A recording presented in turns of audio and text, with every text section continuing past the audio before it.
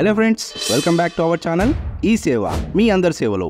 PM కిసాన్కి సంబంధించిన 17వ విడత డబ్బులు జూన్ 18 నాడు రైతుల ఖాతాలో జమ చేయడం జరిగింది.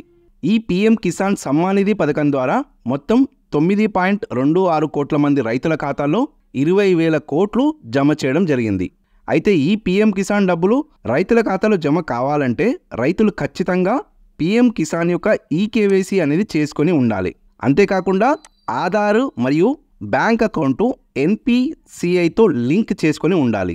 ఈ ఎన్పిసిఐ లింక్ ఉంటేనే గవర్నమెంట్ ద్వారా విడుదల చేయబడే డీబీటీ అంటే సబ్సిడీ అమౌంట్ కానీ ప్రభుత్వ పథకాలకు సంబంధించిన అమౌంట్ కానీ ఆధార్ ద్వారా బ్యాంకు ఖాతాలో జమ చేయబడుతుంది.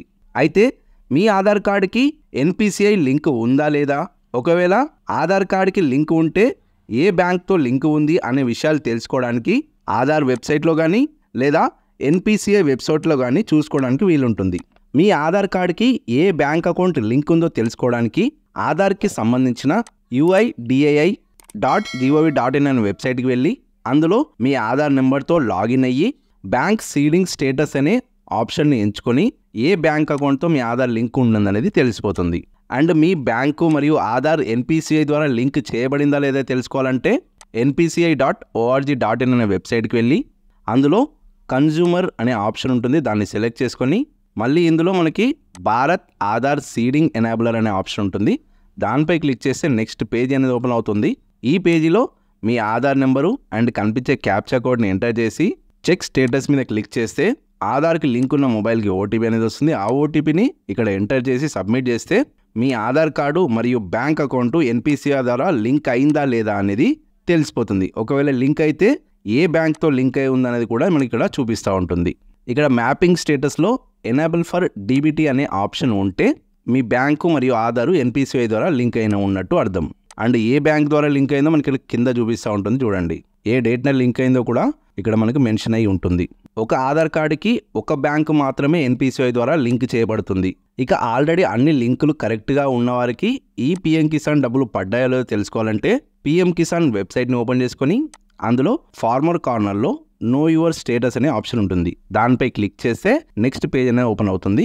ఇందులో మీ వద్ద రిజిస్ట్రేషన్ నంబర్ ఉంటే direct registration number and captcha code enter చేసి గెట్ అవుట్ మీద క్లిక్ చేసి ఓటీపీ వచ్చాక స్టేటస్ అనేది చెక్ చేసుకోవచ్చు. ఒకవేళ రిజిస్ట్రేషన్ నెంబర్ లేకపోతే నో యువర్ రిజిస్ట్రేషన్ నెంబర్ అనే ఆప్షన్ ఉంటుంది, దానిపై క్లిక్ చేసి అందులో మీ ఆధార్ నెంబర్ కానీ లేదా మొబైల్ నెంబర్ ద్వారా కానీ రిజిస్ట్రేషన్ నెంబర్ అనేది తెలుసుకోవచ్చు. మళ్ళీ నో యువర్ స్టేటస్కి వెళ్ళి అందులో మీ రిజిస్ట్రేషన్ నెంబర్ ఎంటర్ చేసి క్యాప్చా కూడా ఎంటర్ చేసి ఓటీపీ వచ్చాక ఓటీపీ కూడా ఎంటర్ చేసి స్టేటస్ చెక్ చేస్తే అందులో మీకు లాస్ట్ క్రెడిట్ చేయబడిన పీఎం కిసాన్ స్టేటస్ అని చూపిస్తూ ఉంటుంది.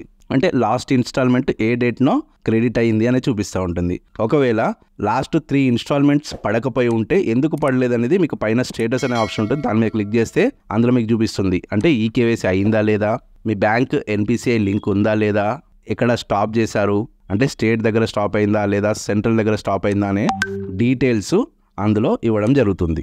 ఒకవేళ ఇందులో మీకు ఈకేవైసీ ప్రాబ్లం కానీ లేదా ఆధారు మరియు పీఎం కిసాన్లో నేమ్ చేంజ్ ప్రాబ్లం కానీ ఉంటే వాటి సమస్యలు ఎలా తెలుసుకోవాలి అండ్ ఎలా క్లియర్ చేసుకోవాలి అనే విషయాల గురించి మన ఛానల్లో ఆల్రెడీ కొన్ని వీడియోలు అయితే చేశాను, వీలైతే వాటిని చూడండి.